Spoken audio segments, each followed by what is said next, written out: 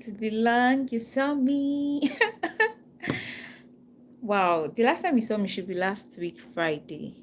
Yeah, that should be last week Friday. So, or last week Thursday. I think I didn't show up on Friday and I did not show up yesterday.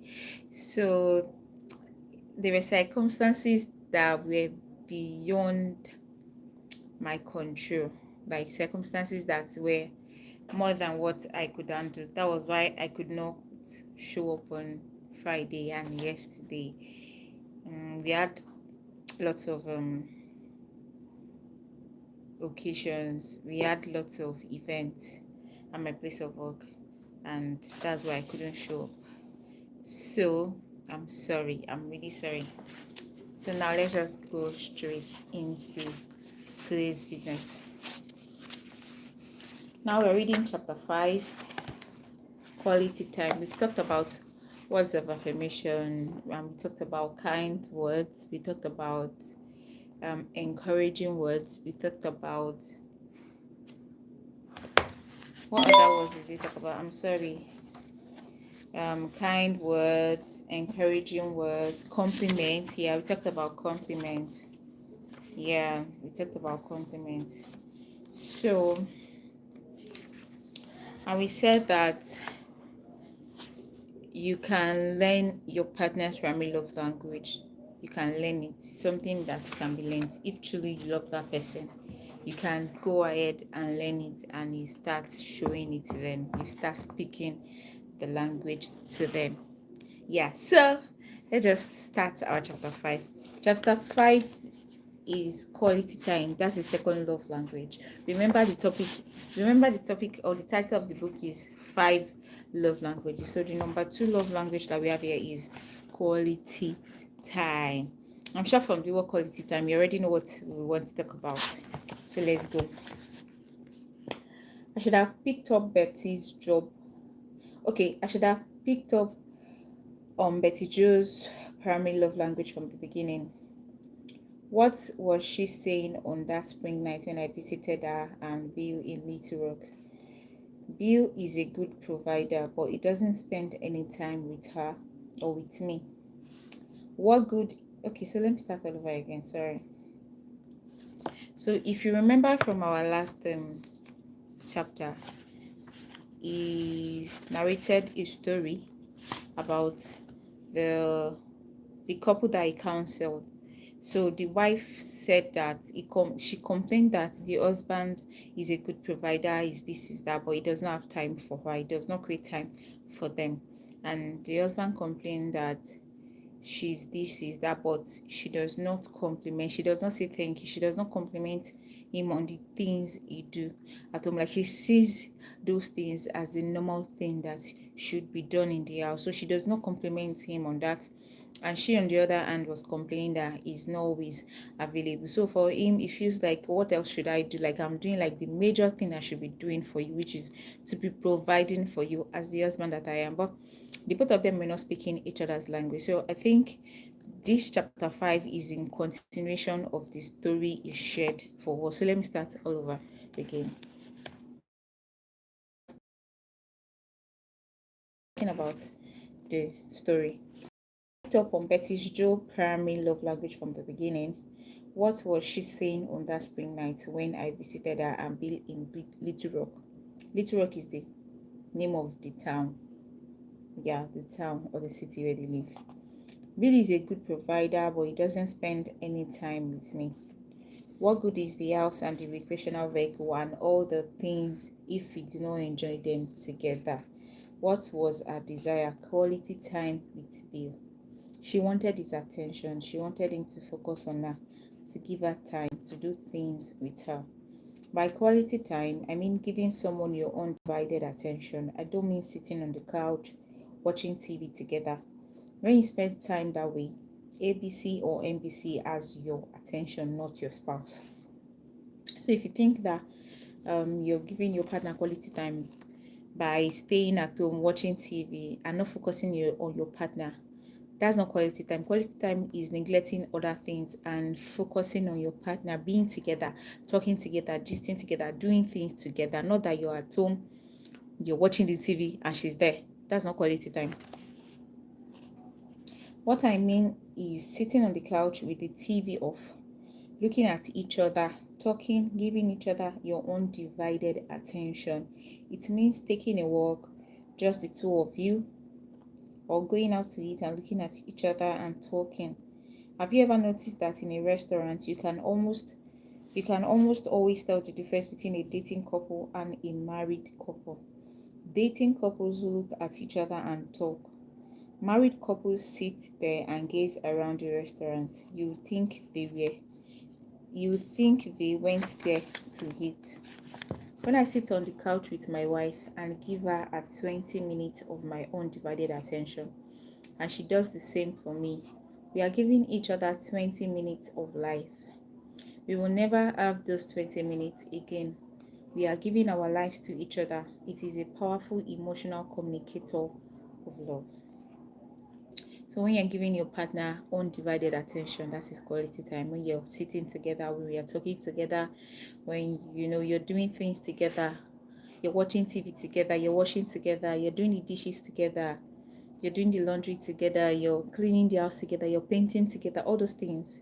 That is quality time. And that is, everything. If that's your partner's love language, that is it. One medicine cannot cure all diseases. In my advice to Bill and Betty Joe, I made a serious mistake. I assumed that words of affirmation would mean as much to Betty Joe as they would to Bill. So, because you guys are couple does not mean that your love language will be the same, except you're very lucky that except you're very lucky that the both of you's love language is the same thing. You can be lucky like that, but in all cases, or in most cases, it's not always the same. So when you know your own love language, you try to learn your partner's love language, and vice versa, so that you guys can be speaking it together, and there won't be arguments and all of that. Of course, I'm not saying that it's going to be all smooth.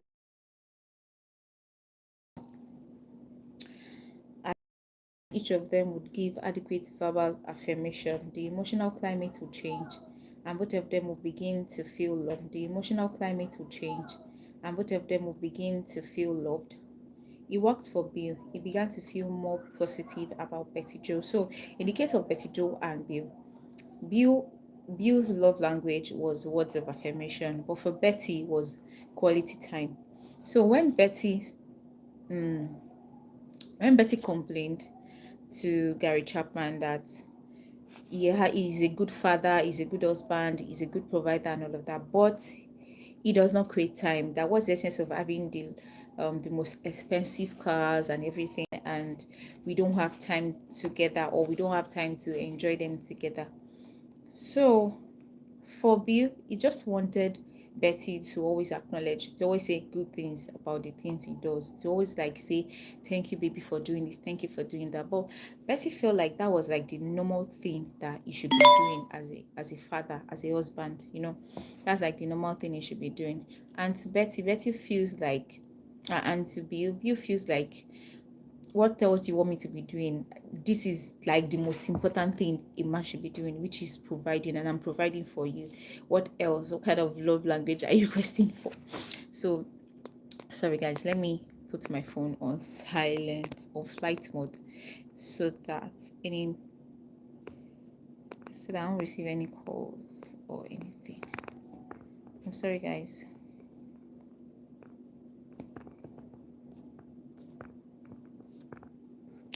Yeah, so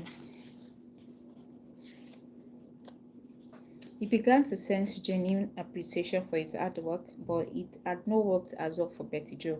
For words of affirmations were not her primary love language. Her love language was quality time.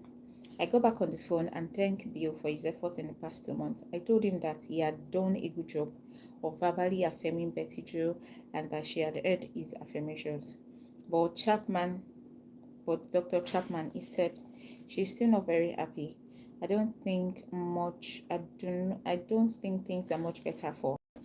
You're right, I said, and I think I know why. The problem is that I suggested the wrong love language.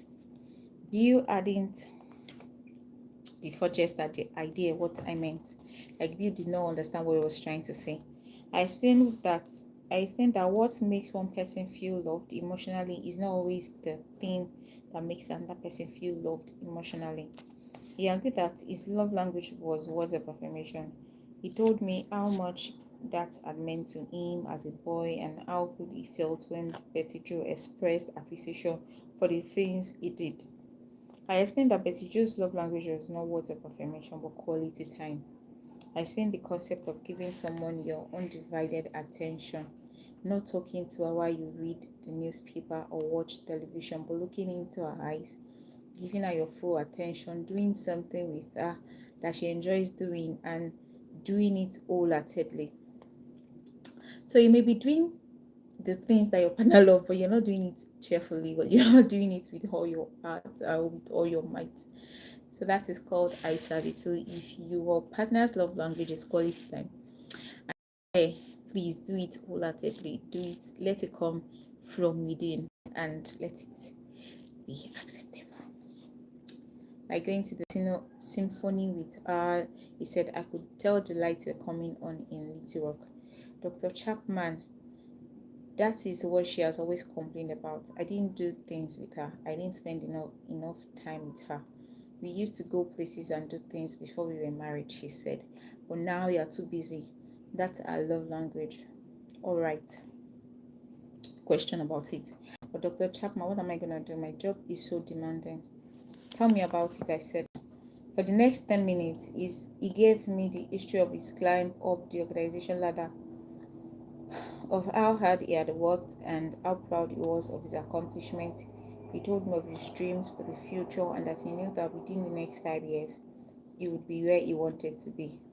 Do you want to be there alone or do you want to be there with Betty Jo and the children? I asked him. I want her to be with me, Dr. Chapman. I want her to enjoy with me. That's why it always hurts so much when she criticizes me for spending time on the job. I'm doing it for us. I wanted her to be part of it, but she's always so negative. Are you beginning to see why she was so negative, Bill? I asked. Her love language is quality time. So little time that her love tank is empty. Therefore, she has lashed out at what was taking your time in her mind, your job. She doesn't really hate your job. She hates the fact that she feels so little love coming from you. There's only one answer, Bill, and it's costly. You have to make time for Betty Jo. You have to love her in the right love language. So guys, sorry, let me change this chair. This one is a bit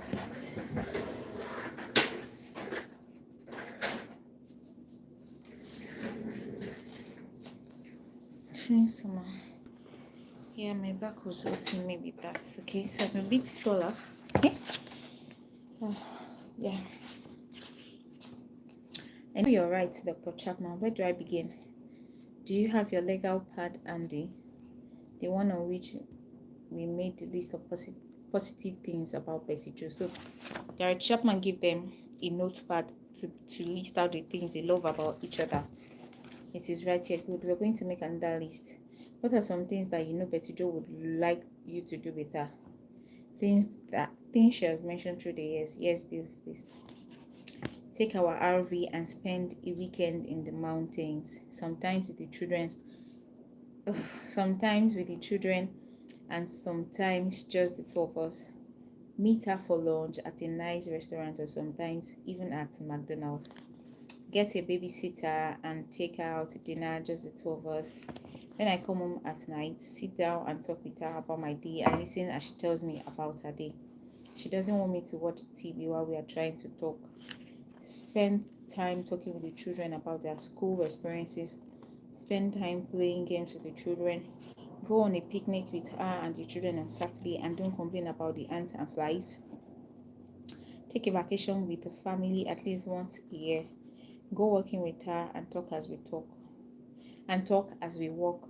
Don't walk ahead of her. Those are the things she has talked about through the years. He said, you know what I'm going to suggest, don't you, Bill? Do them, he said. That's right. once a week for the next 2 months. Where will you find you will make it? A wise man, I continued. You would not be where you are if you were not a good decision maker. You have the ability to plan your life and to include Betty Joe in your plans. I know, he said, I can do it. And Bill, this does not have to diminish your vocational goals. It just means that when you get to the top, Betty Joe and the children will be with you. Yeah, that's what I want more than anything. Whether I am at the top or not, I want her to be happy and I want to enjoy life with her and the children. So from everything we've read so far, we can see that Betty Joe's love language is quality time, and that of Bill is words of affirmation, and that was where they were having issues. The years have come and gone. Bill and Betty Joe have gone to the top and back, but the important thing is that they have done it together. The children have left the nest, and Bill and Betty Joe agree that these are the best years ever. Bill has become an avid symphony fan, and Betty Joe has made an unending list and a legal part of things she appreciates about Bill. He's never tired of hearing them. He has now started his own company and is near the top again. His job is no longer a threat to Betty Joe. She's excited about it and encourages him. She knows that she's number one in his life. Her love tank is full, and if it begins to get empty, she knows that a simple request on her part will get her bills undue.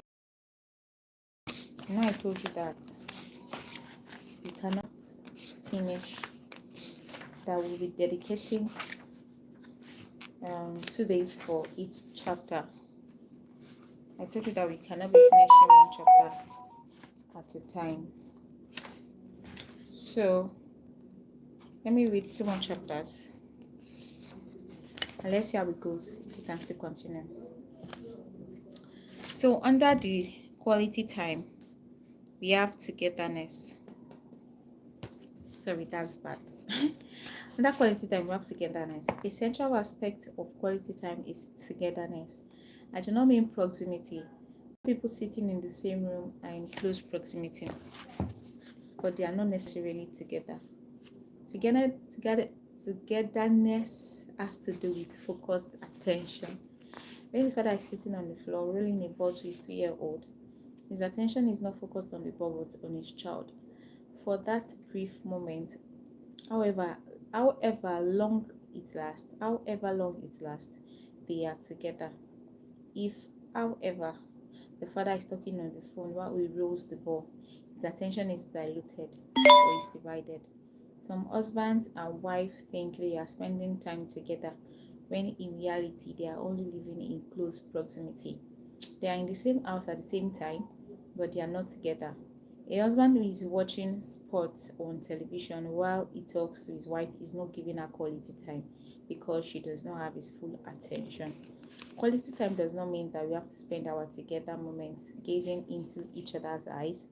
It means that we are doing something together and that we are giving our full attention to the other person. The activity in which we are both engaged is incidental. The important thing emotionally is that we are spending focused time with each other. The activity is a vehicle that creates the sense of togetherness. The important thing about the father rolling the ball to the 2-year-old is not the activity itself, but the emotions that are created between the father and his child. Similarly, a husband and wife playing tennis together, if it is genuine quality time, you will focus not on the game but on the fact that they are spending time together. What happens on the emotional level is what matters. Our spending time together in a common pursuit communicates that we care about each other, that we enjoy being with each other, that we like to do things together. Then we have quality conversation. So this togetherness means that you being together, focusing your attention on that person, on that your partner. You might be in the room and you're not together. You might be in the room and be doing different things. It means you guys are not together, but you're in the same room, but you're not together, because it means that your minds are divided. Probably you're on call, your partner is there sitting and waiting for you to end the call, or you're watching TV or something, or probably you're just eating, you know. So being together means that you're in the close proximity and you are communicating, and your attention is not divided. Like your attention is 100% to your partner. That's the meaning of the togetherness, not the fact, not that you're in the same room but you're not talking. That's not being together. So the next one is quality conversation. Like words of affirmation. The language of quality time also has many dialects. One of the most common dialects is that of quality conversation. By quality conversation, I mean sympathetic dialogue where two individuals are sharing their experiences, thoughts, feelings, and desires in a friendly, uninterrupted context.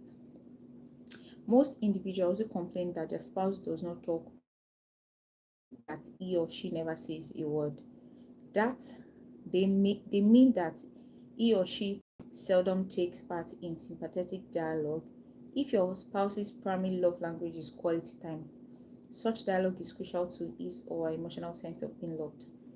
Quality conversation is quite different from the first love language. Words of affirmation focus on what we are saying, whereas quality conversation focuses on what we are hearing. The difference between quality conversation and words of affirmation is that quality conversation means that you're focusing on what you're hearing. Words of affirmation, you're focusing on what you're saying. So I am saying a particular thing, or I am expressing my love to my partner. So for my own end, it is words of affirmation, but to my partner, it is quality conversation, because what I'm saying is going to my partner. So it's my partner that is receiving it. Is the one that is receiving what I'm saying. So to him, it's quality conversation, but to me, it is words of affirmation, because I'm just expressing what he loves to hear. I'm just like speaking his love language.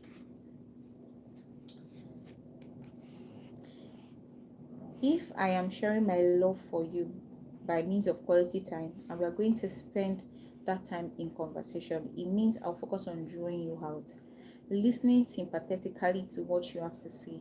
I would ask questions, not in badgering manner, but with a genuine desire to understand your thoughts, feelings, and desires. So quality conversation means that we are together, we're spending quality time together, and I'm as well listening. I'm giving you 100% attention. I'm listening to what you're saying, and I'm ready to offer solution, or I'm ready to like just say my own point of view. That is the quality conversation that we're talking about here. I met Patrick when he was 43 and had been married for 17 years. I remember him because his first words were so dramatic.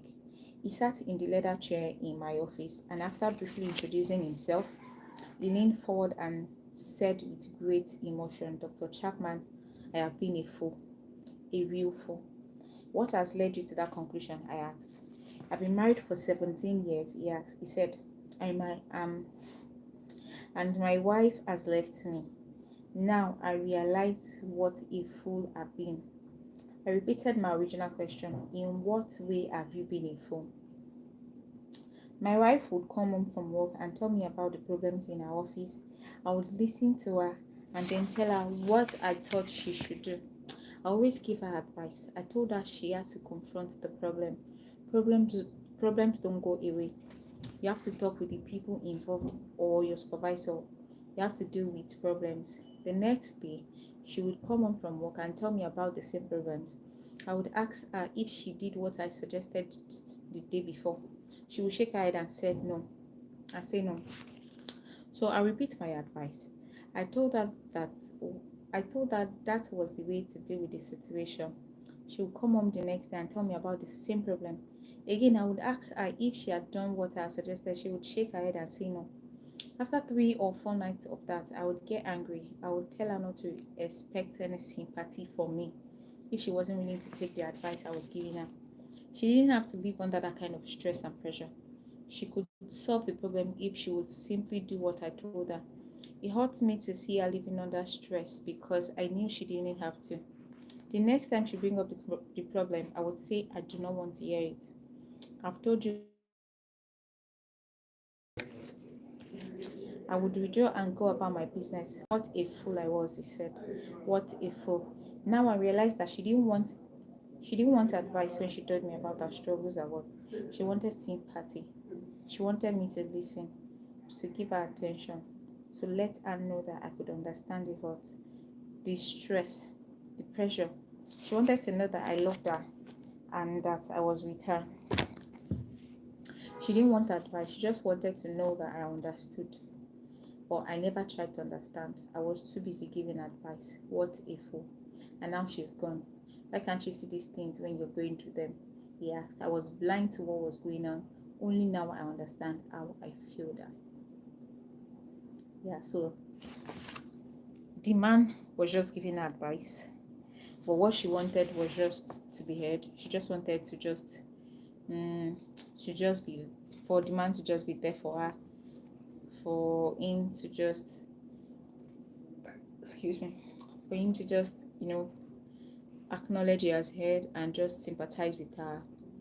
Yeah, and just be there for her. That was what she wanted. But the man kept on giving her advice, and he got tired. And he told her that she must not say any of those things again. So whenever she comes back from work, I guess, because they didn't go deep here, but I feel like whenever she comes back from work, she will not just like that. That was how we started. She'll come back from work. She will not tell him about anything again. And that was how they drifted apart.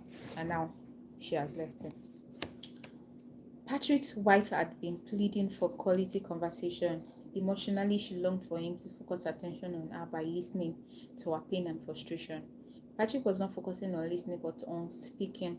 He listened only long enough to hear the problem and find a solution. He didn't listen long enough or well enough to hear her cry for support and understanding. Many of us are like Patrick. We are trained to analyze problems and create solutions. We forget that marriage is a relationship, not a project to be completed or a problem to solve. A relationship calls for sympathetic listening with a view to understanding the other people's thoughts, feelings, and desires. We must be willing to give advice, but only when it is requested and not in a condescending manner. Most of us have little training in listening. We are far more efficient in thinking and speaking. Learning to listen may be as difficult as learning a foreign language, but learn we must. If you want to communicate love, that is especially true if your spouse's primary love language is quality time, and his or her dialect is quality conversation. Fortunately, numerous books and articles have been written on developing the art of listening.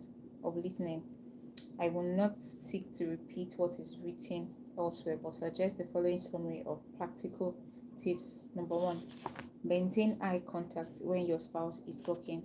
That keeps your mind from wandering and communicate that he or she has your full attention. Number 2, don't listen to your spouse and do something else at the same time. Remember, quality time is giving someone your undivided attention. If you're watching, reading, or doing something else in which you're keenly interested and cannot turn from it immediately, tell your spouse the truth. A positive approach might be, I know you're trying to talk to me and I'm interested, but I want to give you my full attention.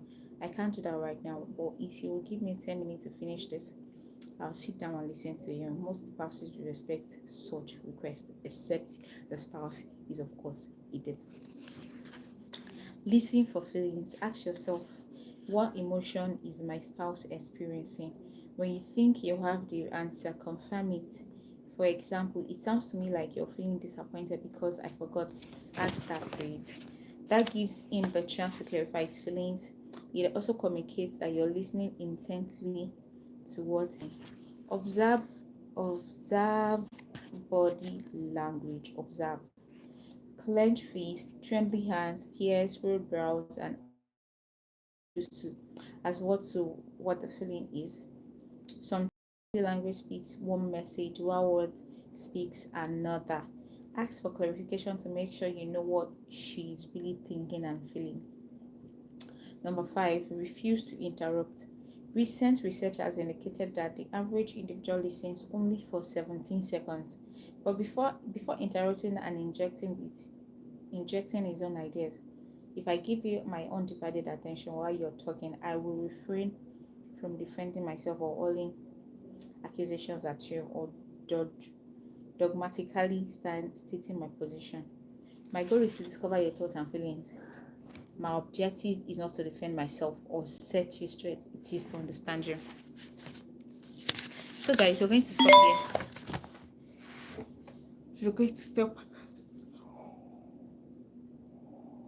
Oh, sorry. So guys, we're going to stop here today. I need to go and do something. My break will almost be over and I need to do another thing. So tomorrow we'll continue, and I don't want it to be too long. This is already 30 minutes plus, so I just wanted to stop. I want us to stop here. So tomorrow we'll continue from here. Do well to watch this video, and don't forget to subscribe to my channel, and also don't forget to go and buy either the hard copy or you download the PDF so we can be reading together, or you read ahead of class. All right, thank you for watching. Bye.